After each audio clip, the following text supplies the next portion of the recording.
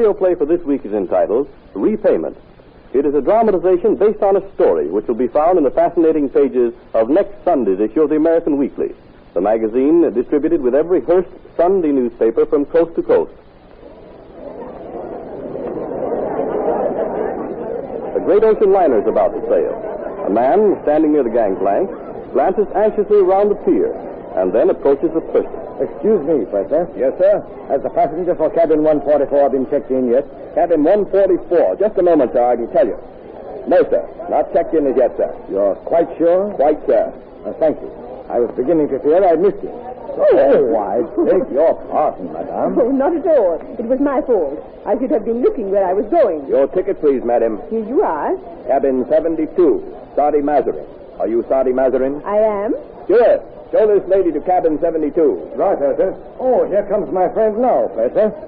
Will there be time for me to see him to his cabin? I think you'll have a few moments before we sail, sir. Cabin 144, Arezzo. Arezzo? I thought you had missed the boat. Lyndon, you here? Cabin 144, Otto Arezzo. Sure. Show the gentleman to 144. Yes, sir. Very good, sir. This way, please. I didn't expect to see you here, Lyndon. I thought I'd find the other... Quiet. Wait until we're alone, Arezzo.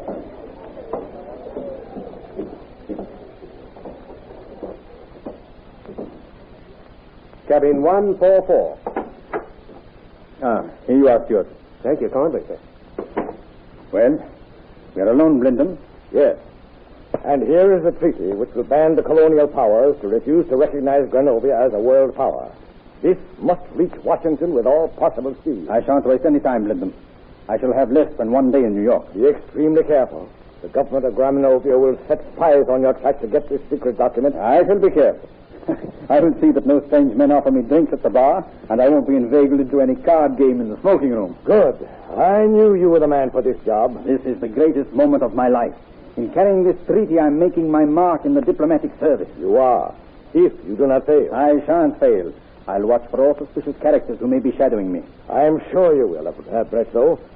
I do not expect that you will run into difficulty until you reach New York. Your sailing has been a profound secret. No one but you and I knew you were sailing on this boat. Well, we are ready to sail. I'll go on deck with you, Blinden. All visitors ashore! All visitors ashore! Well, you ought to have a good time on this trip, old man.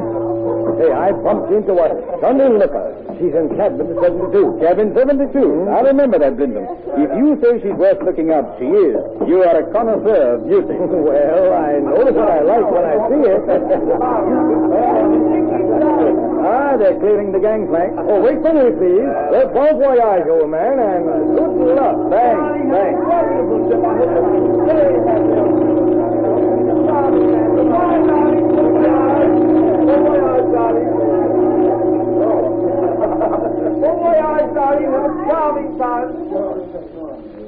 Sure. Where is cabin 72? 72? One deck down, sir. The foot of that companionway there. Thank you very much. Sadie. Who is it? Yano. Yano. Well? He's on board. You are sure? I have just seen him. Splendid. His cabin number? 144.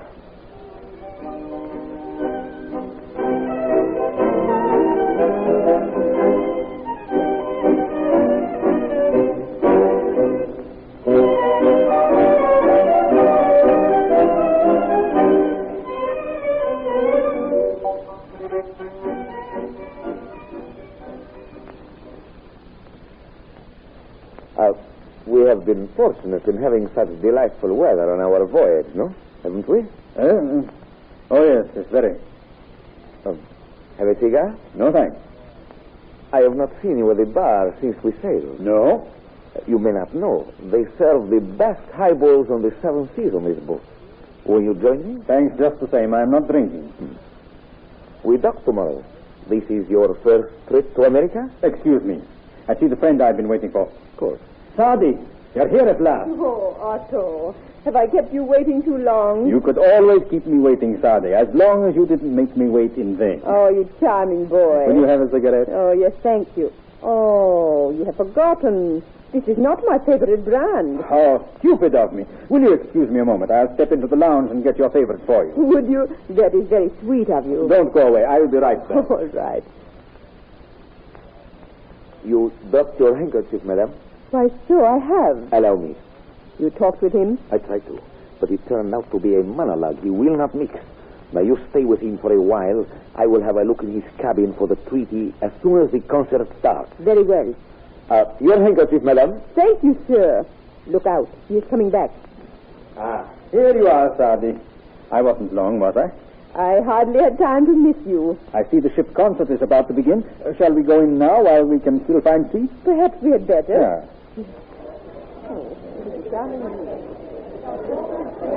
Ladies and gentlemen. There are 2 chairs here, Sergeant. Oh, yes.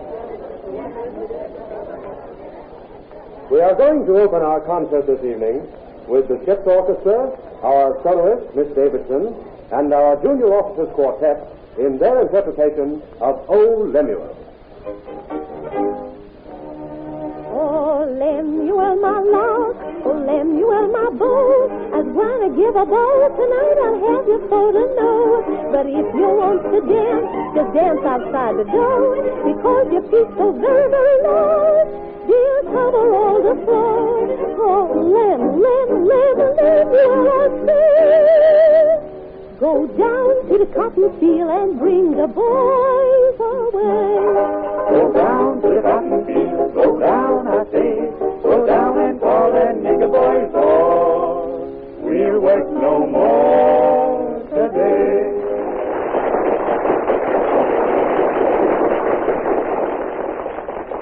Oh, that was lovely.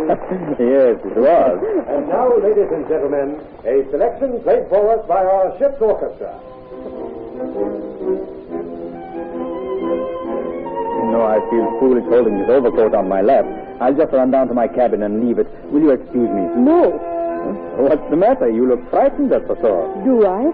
Well, perhaps it is because I am afraid I shall not be able to reserve your chair for you. I'd hate to risk that. So I'll sit and nurse the coat a while longer. Oh, splendid. I am so happy you have decided not to leave me, Otto. Why, Sadi? Oh, well, because this is our last night together. We get to New York tomorrow, you know. I've been trying to forget that, Sadi. It's been such a heavenly trip. With you? Do you think so, really? I do. I hope you haven't been bored. Bored with you? Oh, don't be silly, Otto. I'm glad if you haven't been. You're wonderful, Sadi. Oh, you must not say such things. Why not? I mean it. But this is not the place to tell me. Besides, we are disturbing those around us. Now, listen to the music.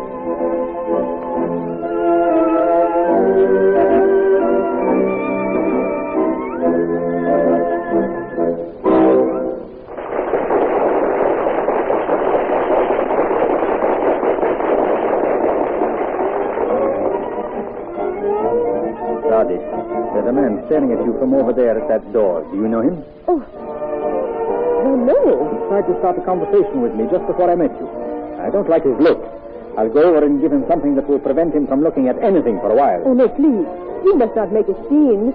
This is not the first time men have stared at me. I know, but this man is so bold. Oh, I am quite used to handling that type. It is better just to ignore him. Oh, Otto, I'm terribly sorry, but my head has started to ache so. Ah, it is this stuffy salon. Come on, let's go out on deck. Some air will fix you. No, I'm afraid this is going to be one of the blinding kind I am subject to. I had better go to my cabin. Oh, I'm terribly sorry. Because you're suffering, of course, but also because this spoils our last evening together. Oh, I am sorry too, believe me. You can prove that. How? By promising to see the sights of New York with me. I cannot promise that just now. They tell me there are speakeasies all over town. Speakeasies? What is that? Places where they serve drinks. You see, America has what they call prohibition. No liquor can be bought or served publicly. Oh, how interesting. And so they do their drinking in speakeasies, and that makes it legal. Oh, no. If the police find out the location of these places, they raid them. Oh, indeed. Oh, yes. They tell me there are raids every night. That's what makes drinking such a popular sport. Well, it sounds thrilling, Otto. And you tempt me greatly. I shall see if I can arrange my time to go with you around New York. I am counting on it. Here we are at your cabin. Good night, Sadi. Good night, Otto.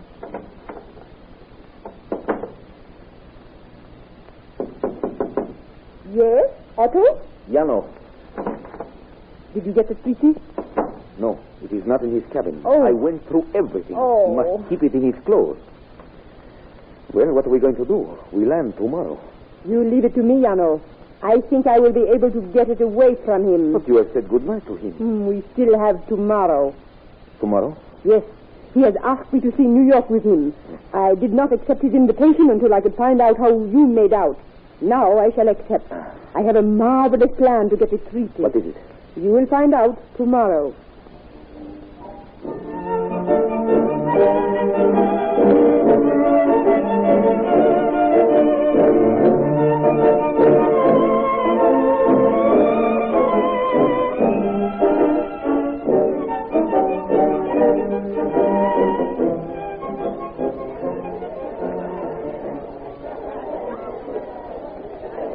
Well, Sadi, here we are in a speakeasy. How exciting. And where are we? What street, I mean? 1020 West 52nd Street. Right around the corner from a police station. Isn't that a good joke on them? Splendid. Will you excuse me, Otto, while I powder my nose? Certainly. I'll order our drinks while you're gone.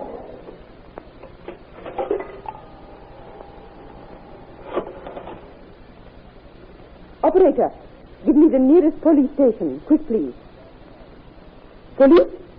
If you raid 1020 West 52nd Street, you will find a speakeasy. Yes. And you had better search all the patrons. Some are carrying guns. Well, I was not gone long, was I, Otto? I hardly had time to miss you. Oh, that is what I said to you on the boat. The police. Sadi, we are in luck. They must be coming to raid this place. We shall see some excitement after all. Yes, we shall.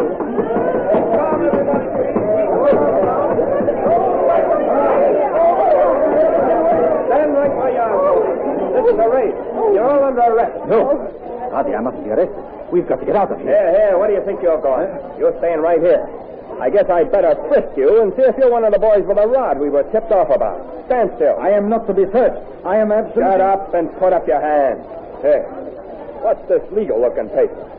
Whereas Grenovia is a semi-barbaric state. Stop. Call my consulate. I claim diplomatic immunity. Hey, you newspaper boy. Yeah? Here's a story for you. What is it? Something about a bunch of countries that won't recognize Grenovia as a nation. Hey, let's have that. That sounds like a swell story. I'm ruined. Within an hour, the story of my secret mission will be published to the world. Yes. And when you go back to your country in disgrace, give your superiors the regards and the laugh of Sade Mazarin of Granovia. Sadi, you are a spy? You did this? I am working in the glorious cause of my country. So have I. Now I've lost it. There's only one thing left for me to do now. Otto, what are you going to do? Make repayment for what I have done to my country. Here, give me my gun. Give me my gun. Don't let him shoot me, officer. Shoot you! So this is for me. Oh! The story which suggested today's radio drama will appear in next Sunday's issue of the American Weekly, the magazine distributed with all Hearst Sunday newspapers from coast to coast. This is Wentworth announcing and turning the microphone over to your own announcer.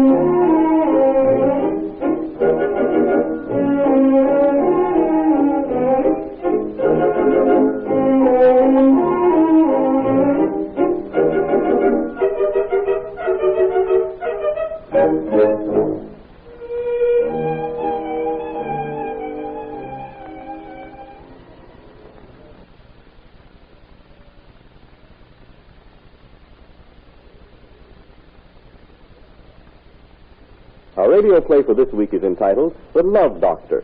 It is a dramatization based on a story, which will be found in the fascinating pages of next Sunday's issue of the American Weekly, the educational and entertaining magazine distributed with every Hearst Sunday newspaper from coast to coast. Yes, yes. What is it? Are you the love doctor? Oh, who sent you here? A woman at the Elite Beauty Shop gave me this card. Oh, yes, of course. Come in. Come in. Thank you. My name is Anna. That's all right. Come this way. In here. Oh, it's awfully dark in here. Your eyes will get used to the dark in a minute, dearie. Darkness brings rest. Darkness brings power. You'll find a chair over there. Yes, I found it. Thanks. What can I do for you, dearie? I want you to help me. I want to get my boyfriend to propose to me. Well, before I start our consultation, let me get in the proper mood. I'll just put this record on.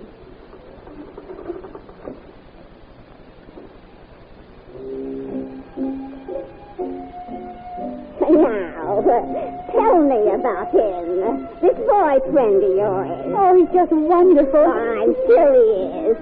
But that doesn't give me a very clear picture of him. Is he light, or dark, or short, or tall? Oh, well, he's dark. Oh. And light, too. Oh. It's sort of a light dark, if you know what I mean. And when we stand beside each other, I come just to his chin. Yes, I see. And he's never given you any hints about his plans for the future? Oh, yes. He's going to be an engineer someday. He's studying for that in his spare time. But I mean about your boyfriend's plans for the two of you. What's he said about them? Oh, he's never said anything about that kind of plan. Well, my magic ought to bring about the desired result. But to do this will call for dark magic, which will be rather expensive. Oh. Well, how expensive? This demonstration of my powers will cost you $100. $100? In advance. But I only have $20 with me. Well, you can pay me the $20 now and the rest later. All right. Here you are. Oh, thanks. Now, here's the charm bag. Wear this around your neck. Yes. Never take it off, or your boyfriend will leave you forever. And here, in this box, is the magic powder. It's made of the ground-up bones of a dead man, strange as a lover. Drop a pinch of it on your boyfriend's shoulder when next you meet. It will have the result you seek.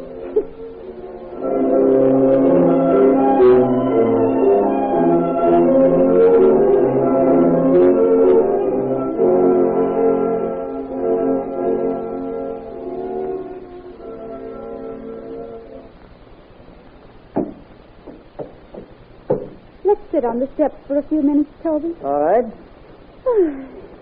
Gee, I had a grand time tonight. I'm glad to hear it, Emma. I had a swell time myself. It was a pretty good picture they had at the Central tonight. Pretty good. Why, it was wonderful.